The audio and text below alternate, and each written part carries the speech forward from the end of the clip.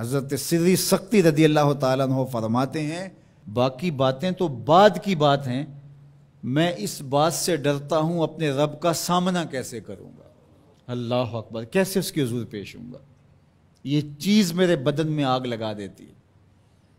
احکم الحاکمین کا دربار ہو تو کیسے اس کے روبرو میں حاضر ہوں گا۔ اور حضرت اقبال 2 قدم آگے بڑھ کے ایک جملہ بولنے لگے، کہتے ہیں لوگ اس بات سے ڈرتے ہیں کہ رب کا سامنا کیسے کریں گے، میں تو اس بات سے ڈرتا ہوں رسول اللہ کا سامنا کیسے کروں گا۔ حضور کا امتی ہو کل قیامت کے دن حضور کا سامنا کیسے کرے گا، بندہ خدا اپنے رب کا سامنا کیسے کرے گا۔ لیکن یہ کرنا پڑے گا، یہ نہیں ہے کہ کوئی فرار کا راستہ تلاش کر لے کہ میں نہیں کرتا، یہ کرنا تو پڑے گا، ہر صورت میں کرنا پڑے گا۔ بلکہ ایک حدیث پاک میں آتا ہے قیامت کے دن جب لوگ اس کے روبرو پیش ہوں گے تو اللہ بندے کو اپنے حضور سے ہٹنے نہیں دے گا جب تک 4 سوال اس سے پوچھ نہیں لیتا۔ ان عمرہ فیما افنا ہو، اس سے پوچھا جائے گا عمر کہاں گزاری۔ دوسرا سوال جو اس سے کیا جائے گا ان جسدہ فیما ابلا ہو، بتا اپنے جسم کو کن کاموں میں لگایا، تجھے پھریرا بدن دیا تھا، اٹھتی جوانی تھی، عنفوان شباب تھا، چمکتی آنکھیں تھی، روشن چہرہ تھا، تجھے سنتے کان بولتی زبان بخشی، چوڑی چھاتی عطا کی، نرگسی آنکھیں تھی، کشادہ پیشانی تھی، قدِ رانا بخشا گیا۔ جب تو چلتا تھا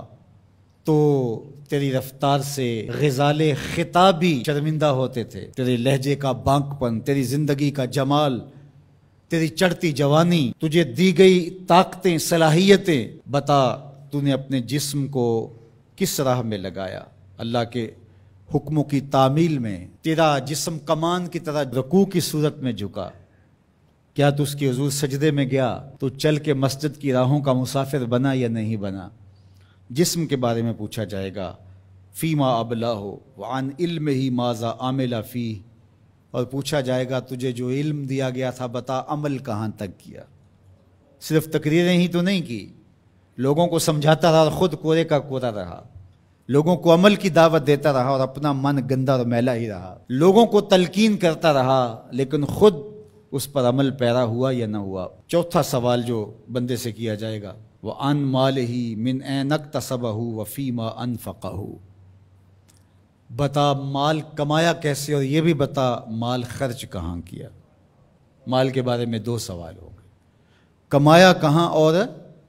خرچ کہاں کیا۔ تو اللہ جل شانہ کا سامنا تو کرنا پڑے گا اور ایک وقت آنا ہے کہ تو اپنے رب سے ملاقات کرنی ہے۔ ارشاد فرمایا کہ اذا احب عبدی لقائی احببت لقاءہ وَإِذَا كَرِهَ لِقَائِي كَرِهْتُ لِقَاءَهُ، جب میرا بندہ مجھ سے ملنے کی چاہت رکھتا ہے تو میں بھی اس سے ملنے کی چاہت رکھتا ہوں، پھر وہ ملاقات تو پھر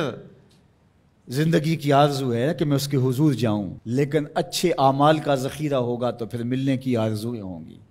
گناہوں کا بوجھ ہو تو پھر ملنے کی تمنا ہی نہیں ہوتی۔ جو اشتہاری ہوتے ہیں وہ تو شہر سے گریز کر کے پردے میں گزرتے ہیں، تھانے کے آگے سے کیسے گزریں گے؟ جن کے ذمہ جرم کوئی نہیں ہوتا تو ان کو کوئی پرواہ نہیں ہوتی ہے، اللہ کی پکڑ سے کوئی بچ تو نہیں پائے گا، لیکن جنہوں نے اللہ کی رضا کے لیے زندگی بسر کی ہوگی اللہ جل شانہ سے ملاقات کا شوق انہیں کشاں کشاں اس کی دہلیز پہ لے جائے گا۔ تو کہا یا ایھا الانسان انک کادح الی ربک کدحا فملاقی، تو اس سے ملاقات تو کرنے والا ہی ہے، کرے گا تو صحیح، لیکن ملاقات کی کیفیت کیا ہوگی، حالت کیا ہوگی، صورت کیا ہوگی، اب یہ تیرے اعمال کے مطابق تجھے پتہ چلے گا کہ تو کہاں کھڑا ہے۔ تو اپنی مختصر زندگی کو مالک کی راہوں پہ ڈال دیں۔ یہ زندگی ایک بار ہی ملی ہے، دوبارہ نہیں ملنی۔ یہ اس وقت ڈاڈا پچھتاوا ہوگا، لوگ کہیں گے یا اللہ ایک بار بھیج دے بس، اب تو آنکھوں سے سب کچھ دیکھ لیا، دوبارہ تو سر سجدے سے نہیں اٹھائیں گے۔ کہا تجھے بھیجا تھا، پیغمبر بھی بھیجے تھے، کتابیں بھی اتاری تھی، روز مرتے ہوئے لوگ تیرے سامنے تھے، اٹھتے ہوئے جنازے تیرے سامنے تھے، پھیلے ہوئے قبرستان، ڈوبتا ہوا سورج، یہ عارضی دنیا کے کتنے نقشے تمہیں دکھائے لیکن تو پھر بھی نہ مانا، اب دوسرا موقع نہیں ہے۔ یقول یا لیتنی قدمت لحیاتی، وہ کہے گا کاش میں اس زندگی کو اس زندگی کے لیے آگے بھیج دیا ہوتا،